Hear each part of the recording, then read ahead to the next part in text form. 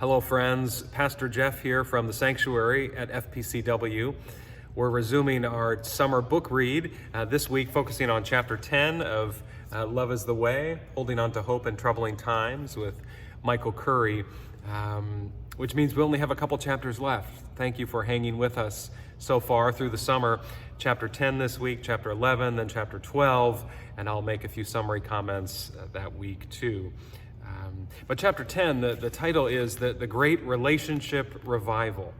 The Great Relationship Revival, which sounds like a kind of pie-in-the-sky title, right? But getting right down to it, Curry in this chapter is really focusing on how do we humanize those with whom we disagree? How do we stay in relationship? How do we repair sometimes a broken relationship?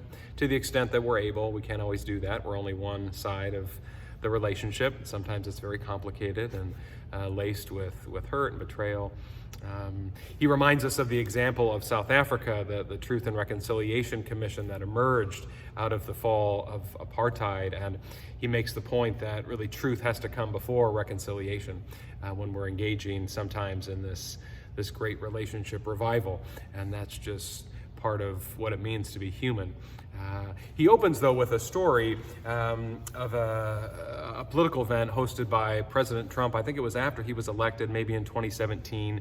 And the story doesn't matter so much, but he just uses it to articulate what all of us can feel and what all of us have experienced, which is the level of hostility, the level of divisiveness, the level of sorting ourselves, into like-minded groups, like-minded zip codes, like-minded levels of education and income and perspective and outlook and politics, to the point that we regard those with whom we disagree almost reflectively in this season of our nation's life.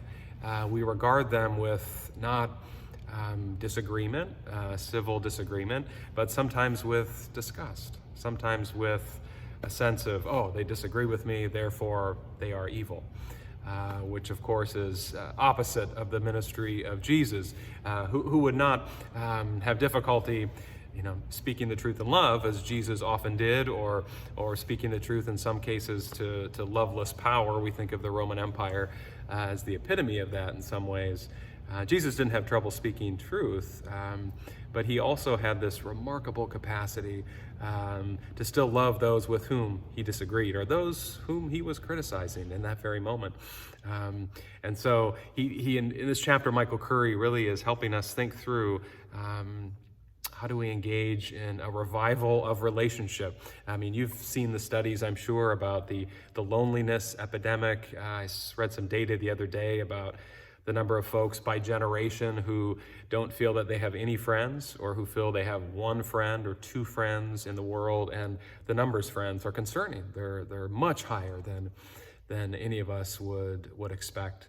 And so Michael Curry is really touching on issues you and I can relate to, this sense of animosity we feel in our country and in our world right now, and this sense in our own families, perhaps, in our own communities, in our own organizations and churches and businesses and the places in which we engage in common life, this tension we have with those with whom we disagree. How do we view them as our neighbor, as a fellow child of God, who might be wrong on certain things when we think we're right? Ultimately, only God knows, but it's okay to have opinions. It's okay to disagree. We care deeply about how our neighbors are treated and so on and so forth. But how do we do so without losing our center, namely the love of God that is for us and for our neighbor, no matter who they are and what they do or say. So in this chapter, sorry, I got preaching there for a little bit, friends. In this chapter, Michael Curry really focuses on an experience he had a few years ago, standing in solidarity with the Standing Rock movement among the Sioux people in particular, indigenous communities in North Dakota, when there was a oil pipeline to be built on their sacred land, right underneath, I think, a sacred water source that was going to be potentially contaminating that water source.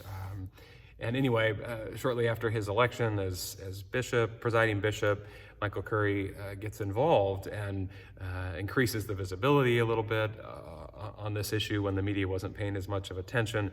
And then faith leaders very much descended and stood in solidarity with folks. That didn't end the way many of us had hoped, I think, but he talks about how powerful it was to experience the wisdom of Native American peoples and the connection to the land that, frankly, we all have, whether we recognize it or not, as God's good creation, the very land on which we sit and live and breathe and move and engage in life is full of the presence of God, just as all of us are.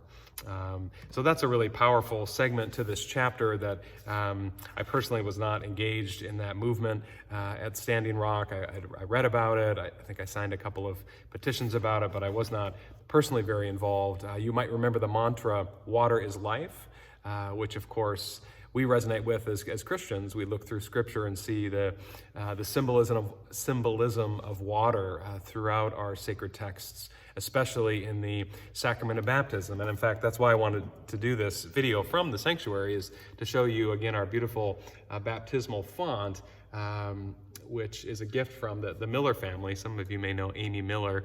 That's her name right there. This was given way back in 1974 by Amy's family.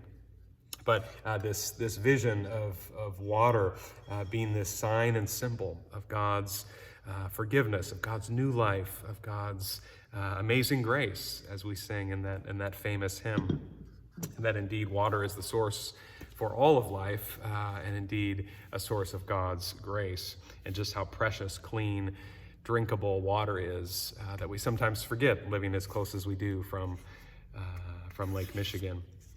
I was really struck at the end of the chapter, friends, by this Episcopal priest that Reverend Curry has learned from when he's talked about, there was a book that came out about 10, 15 years ago called The Big Sort by a couple sociologists, and they talked about how over the last 40 years as a country we've increasingly sorted ourselves into more like-minded zip codes, if you will, or even smaller than that, little segments within zip codes, people who vote like us, live like us, work like us, worship like us, love like us, so on and so forth. We've tended to kind of get more and more like-minded, and how that's a detriment actually to our common life and to our country, and indeed to our churches. In often cases, our churches as well are just as like-minded as our communities and our zip codes.